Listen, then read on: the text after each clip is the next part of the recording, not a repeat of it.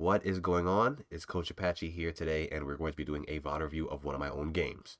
Hopefully, in the future, I'll be able to help more players improve, whether it be through mechanics or game sense, right? But today, we're going to be looking at two fights, approximately, of mine in a rank match to try to help you all break things down and kind of see where even I can improve, right? I am by no means a pro. I have hit masters, so I do think that gives me a little bit of credibility to help basically anybody diamond or below. But with that being said, we're going to get into this VOD, and yeah, hopefully you guys learned something. Let's go. All right. Oh, you play another too. couple hours. Like, So you will hear a little bit of comms between me and my trio. well, there's no way it's happening in less than an hour if we win every single game. But obviously, the first stage of the game, we are going to be looting, right? Primary goal here is to just get ready and basically figure out if you want to fight or not. Something very important to do is to make sure you're keeping track of the teams that are landing within your area, right? Because that is going to dictate if you're going to fight early or not, depending on what you pick up, right? If a team lands a big mod as well as a team lands in the back right building, it is very risky to take certain fights in certain spaces because of the potential of a third party, and especially if there's a team nearby in another city, things like that, like even a fourth party. So right now, me and my teammates are just looting up, right? Finding guns that we like, enjoy, things like that. As a Gibraltar, I like to run usually an AR and a shotgun or a sniper. Reasoning for that is because as Gibraltar, you are one of the best poking legends in the game, if not, well, I mean, the best poking legend in the game. So with that being said, I want to make sure that I am basically leveling up armors. So right here, we just see a team that seems to not be in the best position. We do a lot of damage to one. Once I notice that I've basically killed the rampart, I want to gain space here, right? I don't want to waste any time. Um, yeah. So right now we're closing the gap between us and them. I've only seen two. Obviously, we're playing ranked, so three is going to be what we're fighting into. But I've only seen two. So closing the gap, looking for them. We've come to notice that they've ran all the way to the rock, and that we'll probably be able to finish them out here. Seeing that them run to the rock is probably a clear indicator of the fact that they don't have anything to hold the building, or they're down a player. So I'm just using Dome to clear the gap here, right? Give myself some cover while I'm in the open. And the reason why that's very important is because if I don't throw Dome there, and let's say he has a nasty head glitch, he could literally just rip me to pieces. Even if he doesn't down me, he can just create an opportunity for them to win the fight by making me low. Whether that's I'm low, don't heal, and end up getting knocked, or I heal and it takes me out of the fight, which will in turn turn it into a 2v2 instead of a 2v3.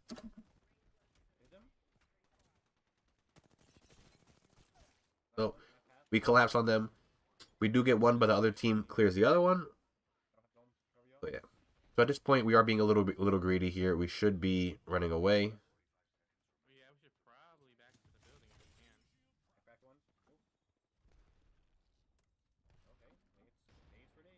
So here we go. So now we're just rotating out after we've gotten our kill. Team is behind. I'm going to be forced to dome here.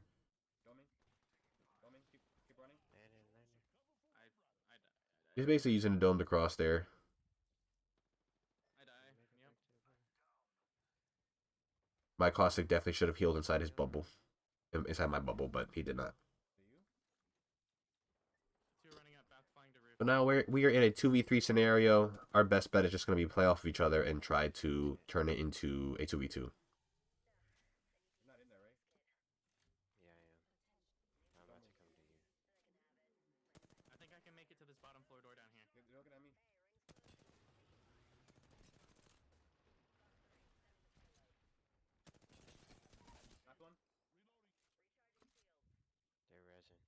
I'm in on bottom floor here.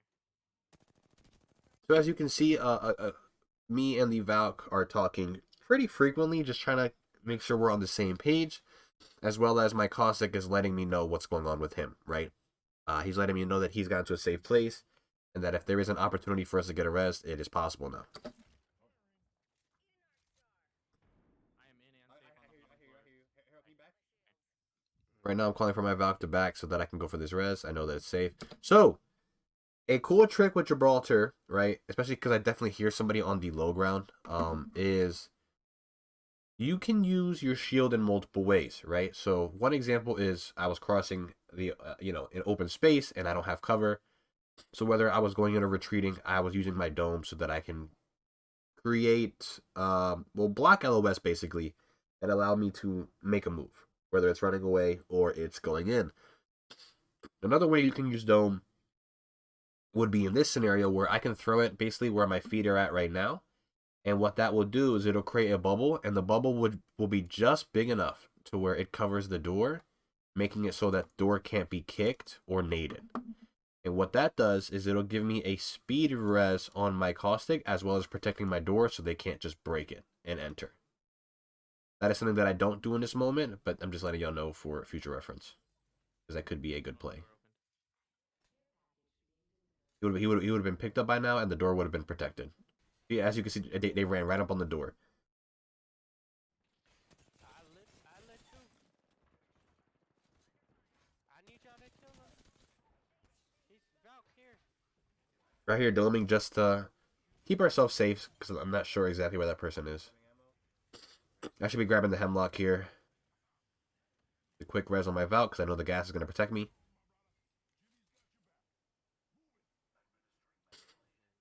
But all my thought process is he'll probably come to this door, so I'm going to block it.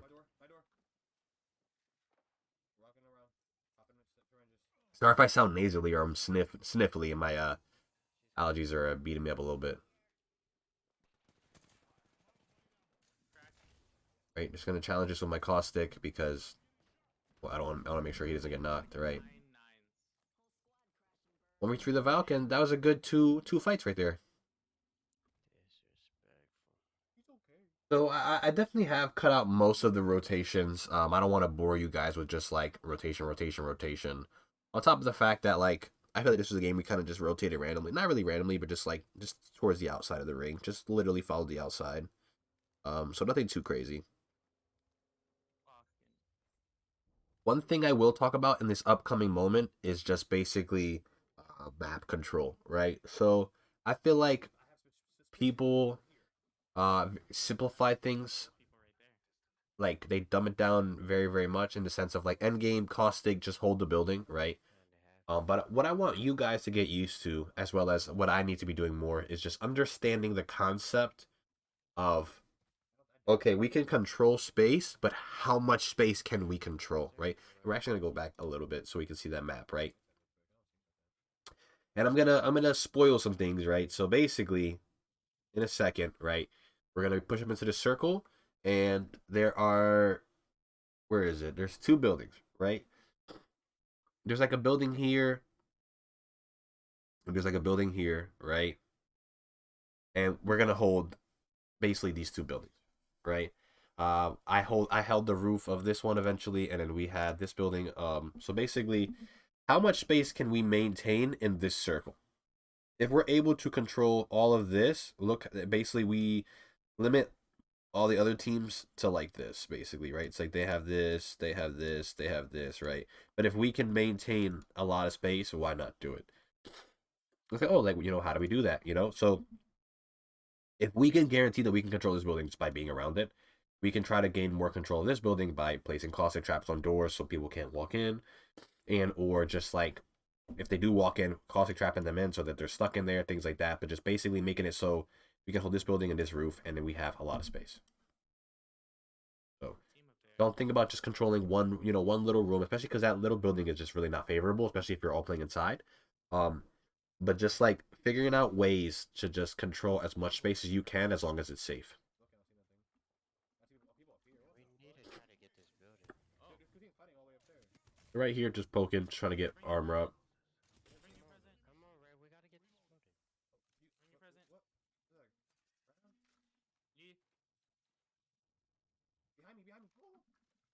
Right here, I'm low key just wasting too much time. I should be walking up here.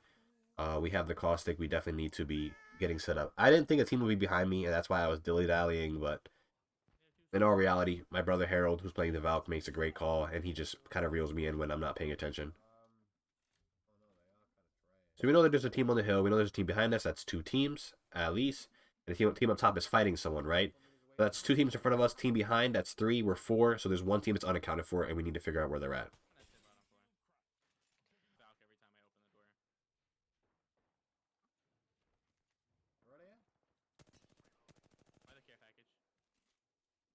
So the reason I feel so confident in peeking here is just because I kind of have an idea of where everybody's at.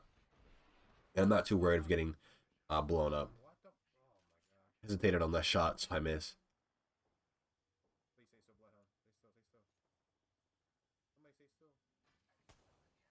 Aim way too low. So yeah. So yeah, so this is like a... Oh my, I'm gonna knock this guy. Ooh, hold on. This guy over here. Get his teammates. Here. So we kill one. Obviously, we know that there's 2 more left, right? So we need to make sure that we're keeping account of the fact that we did kill one of a team. We need to figure out who's on that team so we can know who we're fighting. So we see a lifeline there. We see a Valk. So now we know if we see a team with those 2 characters that they will be down a player unless they get a res, right? Or respawn. That being said, right now, even though like we've been poking, doing things right, we're wasting a lot of time, right? All this time could have been used for Caustic to barrel up that building to our right and not let people take it, so that we can not only play the building that we're on currently, but also have that building, right? So Anyone have an excess of cells? the fact that we got into this area so early and we weren't getting focused was a great opportunity for us to get better set up in our area and control more space. I have 6. Thinking. 189? Where? Here, behind the blue link. Hit him? Yep. He's one. Right here, we definitely gotta be careful because we know there's a team to our left somewhere, and we haven't really been paying too much attention to them. Yeah, we had to get another angle, like right here. Oh, underneath me, underneath the octane. Yeah. Is that enough for me? So that's for the Octane. So now we know the team on the right has a Pathfinder and an Octane. There's two. There's two. They're in the building, in the building. Gathering information is very important, right? Obviously it's a battle royale, but Apex is not like other battle royales in the sense of there's characters with abilities and things like that. So it can't just be like, oh, there's 3 underneath me, right? You know, obviously like they don't have no abilities, they just shoot, right? No, we need to know who's underneath us, how many, things like that, so that we can make a plan based off of that information. So one team flies up. Hit him 140. That's the team of 2. He's there. Pathfinder cracked, sweep underneath us. I'm watching that backside so I don't get ran up on. Killed, but I've been And watching. that team falls far left. Pathfinder's So in the open now. last second, wasn't really paying attention. Noticed that Storm is going to be pushing me out of this area. Yeah, you need to move. I gotta be careful because I know there's a team underneath me. No. I rotate to my team. Building's not in. Then I get lit up here. Try to punish that guy for walking out. His teammates punish me. Rampart down. Doming. I'm gonna dome here so that we have a shield. That dome needed to go a little bit farther, and it would have been actually, it wasn't bad. Could have stayed up there. In the Pathfinder floor, right? Oh, get in the bubble. There we go.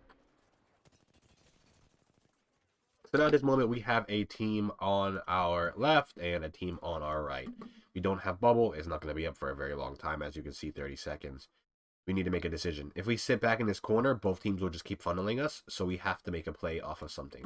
Whether my Valk stuns this box and we caustic ult it and just try to take space, give ourselves some cover, something, right?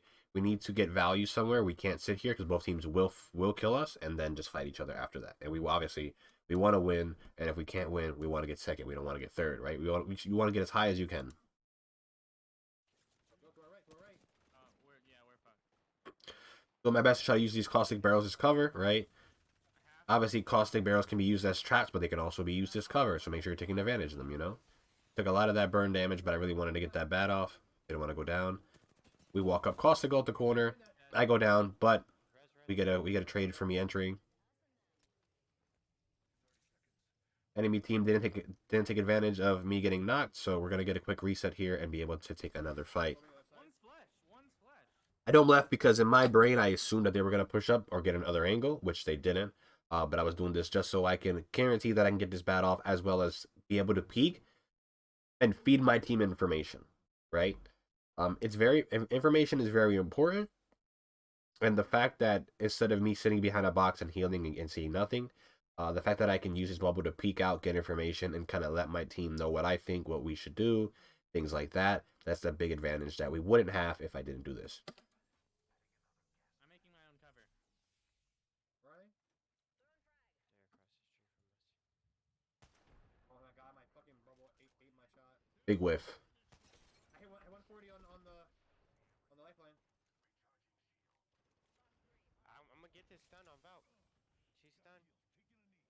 I have. So now that he called out a stun, which is basically gives us a little bit of time to kind of just like, whether it be move up, heal, things like that, because Val can't do anything when she's stunned. So after y'all heal, we gotta push